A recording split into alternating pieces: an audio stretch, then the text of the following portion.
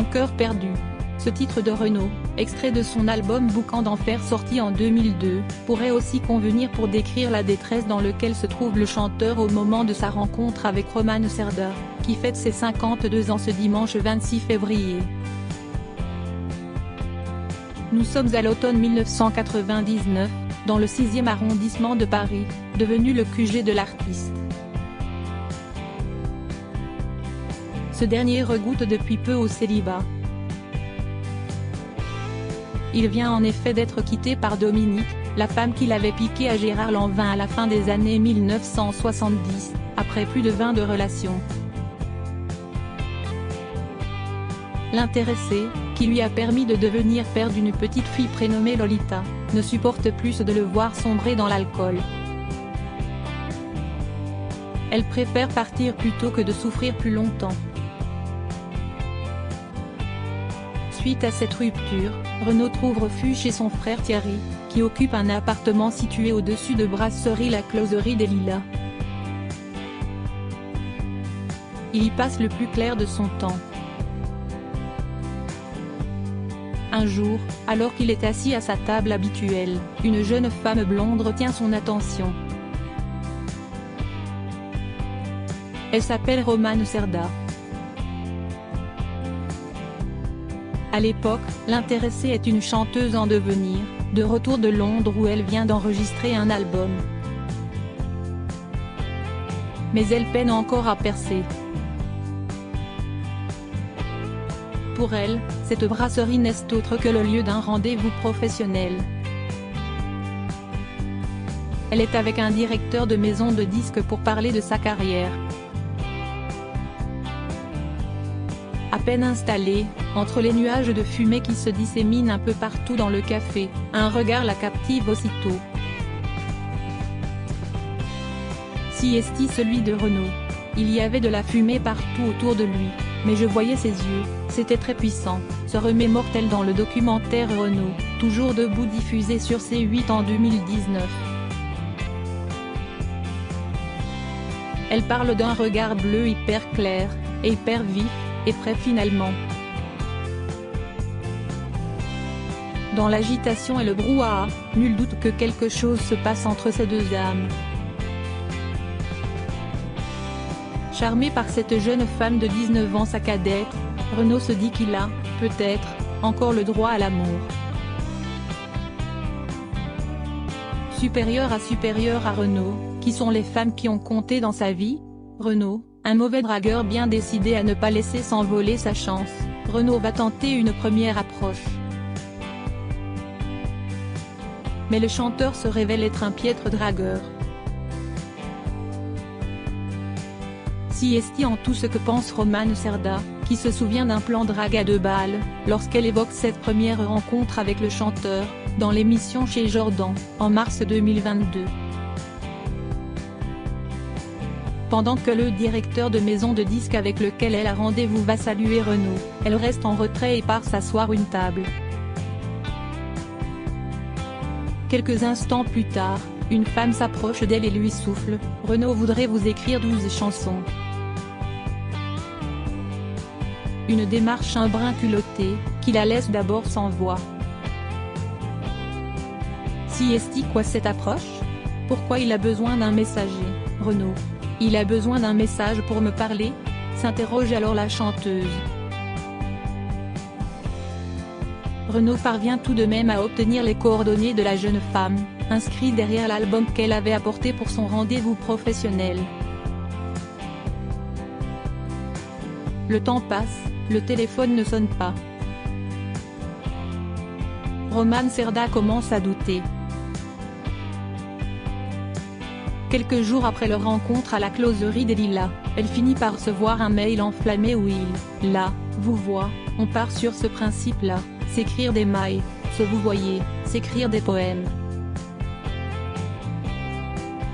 Se souvient la chanteuse auprès de Jordan de Luxe. Bloquée sur sa première impression, pensant que Renaud n'est qu'un goujat, Romane Cerda tient à prendre son temps. J'ai lutté, ça a pris du temps, avoue-t-elle. D'autant que contrairement à ce qu'il laissant transparaître dans ses écrits, lorsqu'ils se voyaient, Renaud ne semblait pas très réceptif. Le début d'une collaboration artistique, la star finit par faire des efforts. Romane Cerda, elle, succombe. En 2003, le couple emménage ensemble dans le 14e arrondissement de Paris. De son côté, l'artiste n'a pas oublié ce qu'il avait proposé à sa bien-aimée le jour de leur rencontre. Il tient parole et écrit pour elle. Ainsi, en 2004, Romane Cerda sort son premier album éponyme, produit par Renaud. Celui-ci connaît un succès retentissant et est même nommé aux Victoires de la musique dans la catégorie Album Révélation de l'année.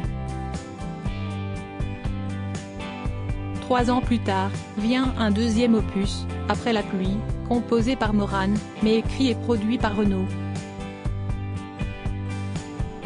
Si tout semble leur sourire sur le plan professionnel, si est aussi le cas dans leur vie personnelle. Le temps de l'amour, il n'est jamais bon de ne penser qu'au travail. À l'été 2005, Renaud et Romane Cerda prennent un peu de temps pour eux. Ils mettent le cap vers la Drôme, où ils convient leurs proches, pour célébrer leur mariage. Le couple se dit oui à la mairie de Châteauneuf-de-Bordette, où la mariée a passé son enfance et où sa famille vivait encore à l'époque. C'était un mariage intime qui a réuni une centaine de personnes. Il n'y avait pas tout le Gotha, raconte un habitant du village à nos confrères du Parisien. Après le mariage civil, une cérémonie religieuse a lieu à l'église romane du village, selon le culte protestant, précise l'OP. Après l'échange des vœux, place à la fête. Parmi les invités présents aux festivités, on peut apercevoir des chanteurs comme Hugo Frey, mais aussi des personnalités de la télévision, à l'image de Michel Drucker. Au moment du dessert, les jeunes mariés s'offrent leurs présents. Une guitare folk pour Romane Cerda, un diamant à l'oreille pour Renaud.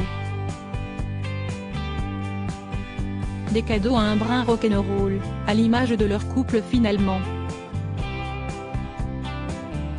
Désormais, une question est sur toutes les lèvres, Renaud va-t-il donner un petit frère ou une petite sœur à Lolita?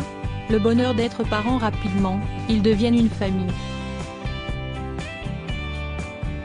Un an après leur mariage, Renaud et Romane Cerda accueillent un petit garçon, prénommé Malone, qui pointe le bout de son nez le 14 juillet 2006. Un torrent d'amour pour le chanteur et son épouse. Dans une interview accordée à Voici en 2020, à l'occasion de la parution de son autobiographie À la vie, à l'amour, édition HarperCollins, Romane Cerda explique que la maternité l'a assagie. « Mon fils, si est ma plus belle rencontre », confie-t-elle avec tendresse. S'il n'est pas réputé pour être démonstratif, Renaud, lui aussi, est comblé par cette naissance. Plus tard, il tentera de transmettre à son fils son amour pour la musique. La descente aux enfers, les années passent et leur couple commence à battre de l'aile. Renaud est vite rattrapé par ses vieux démons. Par amour, Romane Cerda patiente, serre les dents, mais la situation devient de plus en plus invivable. Sous l'emprise de l'alcool, le chanteur a des sautes d'humeur. Sur le moment, il ne se rend pas compte que ses paroles, autant que son comportement, blessent sa femme. Quand il avait super envie de boire, note de la rédaction, il pouvait me dire « Me fais pas chier. Si est pas une gamine qui va me dicter ma loi ». Il pouvait être un peu humiliant, reconnaît la mère de Malone, sur le plateau de Ça commence aujourd'hui, en 2020. Et de souligner, je ne suis pas responsable ni de sa santé, ni de ses velléités, ni de ses envies, ni de rien. Malgré les sentiments toujours présents, le quotidien auprès de cet homme est devenu insupportable pour Roman Šerda. Ça devenait quelque chose que je n'avais pas envie de vivre non plus, confie-t-elle à Faustine Bollaert, consciente qu'elle était impuissante face aux addictions du chanteur. Pendant longtemps, la chanteuse a tout fait pour donner ses chances à leur histoire. J'ai mis beaucoup de temps. J'ai essayé de recoller les morceaux.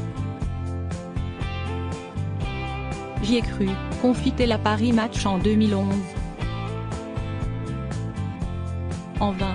Cette relation finissait par devenir toxique pour elle. Je n'arrivais plus à être le pilier. Je n'avais plus la force. Ses attentes déçues, cela faisait trop souffrir, déplore celle qui décrit un Renaud pétri d'angoisse, qui vit dans une souffrance indicible. Petit à petit, elle tente de se détacher, pour ne plus souffrir. J'ai décidé de ne plus m'impliquer, de ne plus essayer de jouer les sauveurs, de ne plus tenter de tenir la barre, alors j'ai commencé à dresser une muraille pour ne plus être affectée. En 2011, Roman Šerda prend les choses en main. Pour elle, mais aussi pour Malone. J'ai une responsabilité vis-à-vis de mon fils, assure-t-elle. Ainsi, le couple divorce, après 6 ans de mariage. Nous venons de divorcer mais je l'aimais, assure-t-elle, dans les pages de Paris Match, peu de temps après cette décision.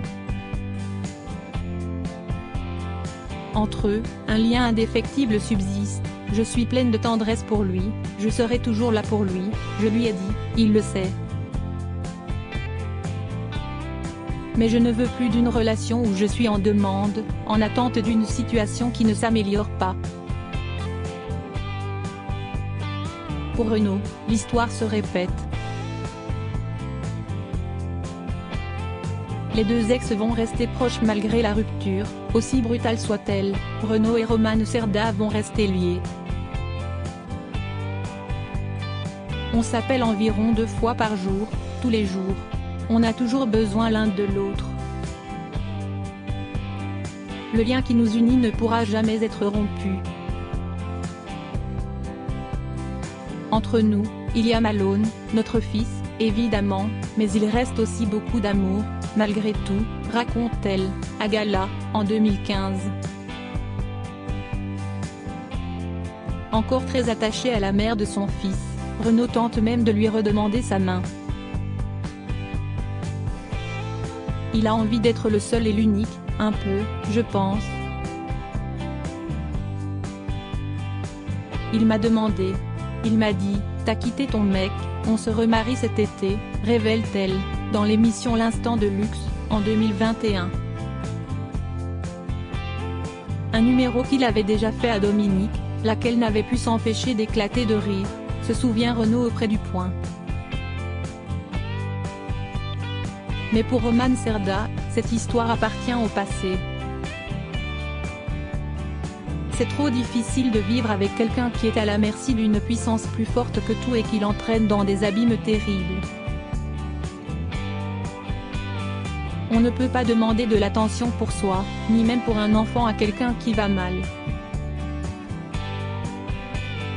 J'en ris, j'en pleure mais c'est sans issue, regrette-t-elle dans les pages de Gala. Retiré à l'île sur la Sorgue, dans le Vaucluse, celui qui est désormais grand-père voit moins son fils, qui vit à 700 km de là. Dès qu'il est là, on se voit qu'il voit son fils de toute façon dès qu'il peut, assure Roman Šerda à Jordan de Luxe en 2021. Et d'insister, il a besoin de voir son fils. Et forcément, la distance complique les choses, comme l'explique l'interprète de Morgane de Toi auprès de Paris Match en 2019. Je ne suis pas le père parfait. Il vit avec sa mère, moi je suis la majorité du temps dans le sud. Ça complique les choses entre nous, admet-il. Si Roman Cerda a longtemps souffert d'être enfermé dans la case femme 2, il est sans aucun doute sa plus belle histoire d'amour. Mais la vie continue. Lui rencontre d'autres femmes, elle d'autres hommes. Mais au fond d'elle, Roman Cerda le reconnaît elle-même, Renaud reste l'homme de ma vie. Crédit photo, @bestimage direction artistique Gala.